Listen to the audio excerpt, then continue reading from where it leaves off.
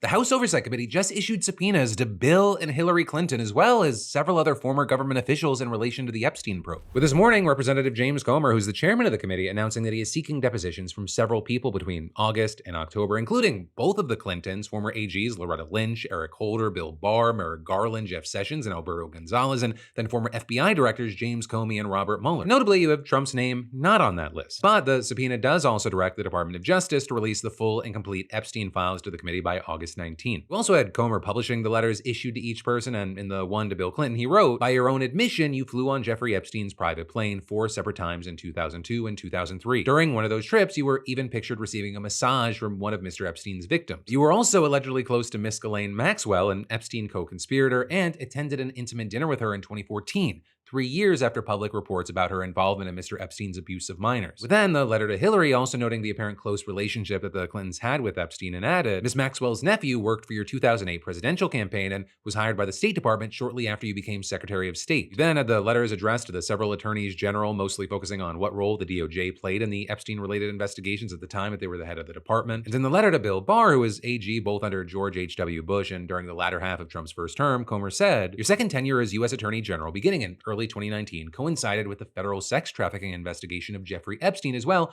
as his eventual death while in federal detention. It also coincided with the federal indictment of Miss Ghislaine Maxwell, which stemmed from the Epstein investigation." Now, obviously, it's not clear yet how all of these people are going to respond to the subpoenas, but when it comes to the Clintons, you had people noting they've previously denied any wrongdoing when it comes to Epstein, with a spokesperson issuing a statement back in 2019 saying, "President Clinton knows nothing about the terrible crimes Jeffrey Epstein pleaded guilty to in Florida some years ago, or those with which he has been recently charged in New York." And then further claiming that he only traveled on Epstein's plane in connection with work for the Clinton Foundation, and he had not spoken to Epstein in over a decade. But all of that is, one, you had many people saying, "Hey, do you know who was president when Bill Barr was the AG and who had a long-term intimate relationship with Epstein and was also on his plane? The current president of the United States, why is he not included here?" But then two, it's going to be interesting to see where this Epstein news goes today, because it's not the only bit. Right in that, because 2 of Epstein's victims just sent scathing letters condemning the Trump administration's handling of the case to a judge in Manhattan, with both victims choosing to stay anonymous as they asked that any victim identifying information be redacted from any public release of Epstein-related documents. And one writing, "I come forward to you today in disdain, disgust, and fear of how the United States of America's DOJ has handled the promise to release the Epstein files. I use quotations because what are these files exactly anyway? Sad to say, for the victims, we never got our day in court. Apparently, Epstein killed himself under whose watch? Oh, was it Trump's DOJ?